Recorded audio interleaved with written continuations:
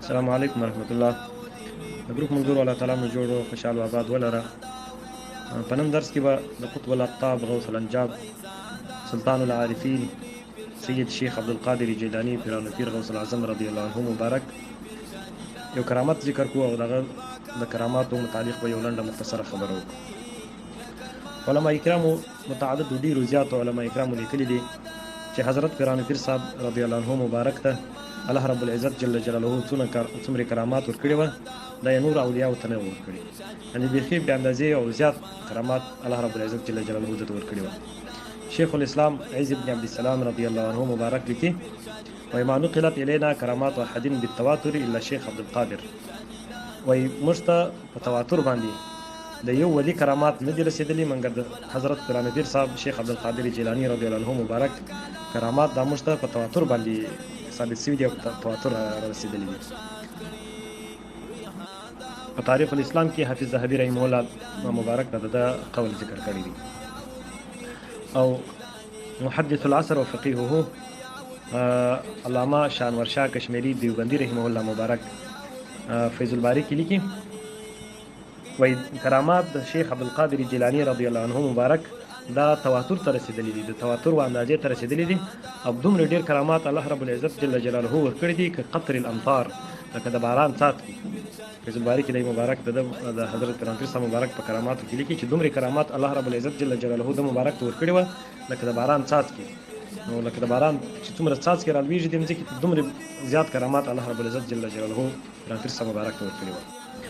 حضرت امام ربانی مجدد الفسانی رضی الله عنه مبارک لیکي وایي ما په زړه کې به دا خبره د ډېر وخته ګرځېدل چې حضرت پیران پیر صاحب رضی الله عنه مبارک ته الله رب العزت جل جلاله د دومره کرامات په څه خاطر باندې ورکړي وه، په څه وجې ورکړي وه.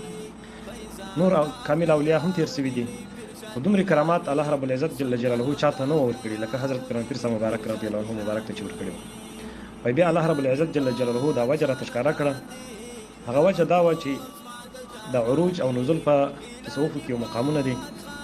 نو وایي ما الله رب العزت جل جلاله دا ښکاره کړه حضرت پیران پیر صاحب رضی الله عنه مبارک پر اکثر اولیاء او درجات اولیاء کرامو د عروج کې د عروج در هغو اولیاء زیات او د نزول په دغه کې چې د نزول په جانب کې چې نو در مقام روح پرې رسېدلی وو. په دې خاطر باندې الله رب العزت جل جلاله د مبارک ته زیات کرامات ورکړي وو. نو نن یو مختصر کرامات د مبارک چې د په کراماتو په ظهور کې اول کرامات کې تقریبا شری دنیا ته ظاهر شوی دی راغلی دي. هغه اول کرامات الله رب العزت جل جلاله دته ورکړي وو.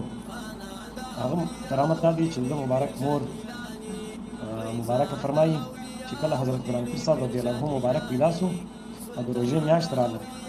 د روژې په میاشت کې د ورځې د شیدې نه څښلې، مثلا چې ما به ته یې ورکوئ شیدې به مې ورکولې، د مبارک به تر هغه وخته د شیدې نه خوړلې تر څه وخته چې به ماښام شو، روژې به ماتې شوې، ماښام وخت به داخل شو، هغه وخت یې بیا د شیدې خوړلې. نو خیر خو دا خبره په دې علاقې او په دې کلي کې دا خبره مشهوره شوله، خلک ډېر په دې خبر شوله چې داسې یو ماشوم پیدا شوی دی د ساداتو په کورنۍ کې چې هغه د ورځې په روژې کې شیدې نه خوري. نو کله په دا دویم کال دا خبره خو ډېرو خلکو کسانو ته معلومه او مشهوره وه.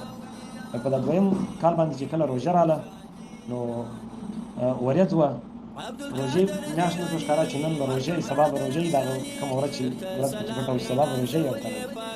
نو د روژې میاشت پټه شوله، بیا خلک ما ته راغله چې د ماشوم نن شیدې خوړلې دي که نه، تېر کال په روژه کې د ورځې دغه نه خوړلې، شیدې نه څښلې، نو نن د شیدې خوړلې دي که نه دي؟ ما ورته وویله چې نه، نن د شیدې نه خوړلې، ما چې به ته یې ورکوئ د مبارک به د شیدې نه خوړلې، شیدې به نه څښلې. د مبارکه فرمایي وایي کله چې آخري شوله د روژې آخره شوله نو بیا موږ ته دا دغه معلومه شوله چې هغه اوله ورځ چې کومه ورځ چې د شیدې نه خوړلې هغه د روژې اوله ورځ وه. نو هغه میاشت د میاشتې په حساب باندې چې موږ حساب ورته وکړو هغه اوله ورځ وه، خو چونکې دغه وه ورځ وه، میاشت پټه شوې وه، خلکو ونه لیدله، نو پر دې باندې معلومه کړه چې د شیدې نه خوړلې دا د روژې ورځ ده، دا اوله ورځ ده.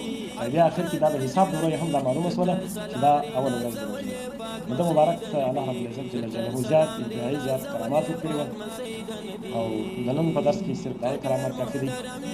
انشاءالله الله جل جلاله سره توفیق امید لرو چې الله رب العزت جل جلاله توفیق راکړي چې د نور اولیاء کرامو د باقي کرامات ذکر کړو د دې احوال هغه احوال چې موږ تاسو ته نه فرسیږي د دنیا او د آخرت نه پوهېږو چې هغه به انشاءالله سلسله وار انشاءالله تعالی بیانوي. عبدالقادر جیلانی